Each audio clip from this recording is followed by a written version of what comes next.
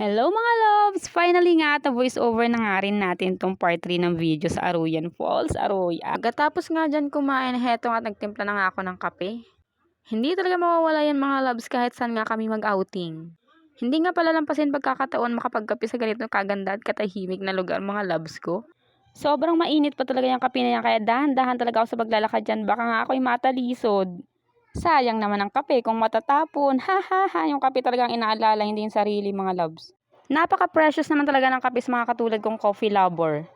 Hindi na nga kasi namin nagawang makapagkape pa dahil alas 5 pa lang ng madaling araw. Naku, lumarga na talaga kami sa biyahe pero alas 8 na kami nakaalis. Ay, Pilipino nga ni. Kung mapapansin nyo nga dyan ay mag-iisa nga na naglalakad si Kyrie kahit nga hindi naman hawakan ay napakasafe nga ng kanyang dadaanan. Ibang klase nga kasi talaga tong rock formation na to, hindi talaga siya madulas mga labs ko kaya safe na safe nga kahit nga bata ang maglakad dyan. Bandang patanghali na nga rin to kaya heto yung pamangkin ko nag-iihaw na nga dyan ng mauulam. Dahil nga sa mga ganitong outing, mas gusto talaga natin yung mga ihaw bukod nga sa mga karne, mas masarap talaga itong ulamin. Sa mga oras nga na ito, hindi na nga lang kami ang tao dito at marami na nga rin ibang tao na nagsisidatingan. Bukod nga sa falls ay perfect spot din talaga para sa akin itong table na to na sa gitna nga ng mga tubig. Sa ganda nga ng lugar na to ay naku talaga naman mga loves ko. Kahit nga napakalayo talaga at napakahirap nga ng inyong dadaanan ay talagang dinarayo nga ito ng karamihan. O, tingnan nyo naman ang aking kulokoy Kyrie. Talaga naman enjoy na enjoy nga siya kahit nga maglaro nga lang siya mag-isa dyan. Pagkatapos nga maglaro ng aming Kyrie, heto nga naglalakad nga siya papunta sa kanyang papa dahil nga tinawag nga siya. Sulit na sulit talaga ang pagpunta nga dito sa Aruyan Falls. Talaga naman nag-enjoy nga ang lahat. At yung kasayahan nga na yan, hindi talaga matatawaran. Itong pagpunta nga namin dito sa Aruyan Falls na to ay talagang idea ng aming ate. Kaya naman yung 2,000 nga na renta sa traktor ay sila na nga lang ng kapatid ko ang naghati para mabayaran nga yun.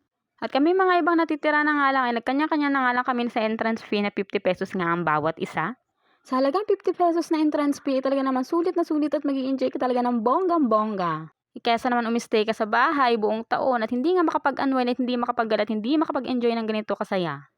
Hay nako, kaya talaga naman kami kahit wala talaga kami masyadong pera ay talagang sinisikap at pinipilit namin na makapag-unwind at makapaggala nga kasama ang buong pamilya.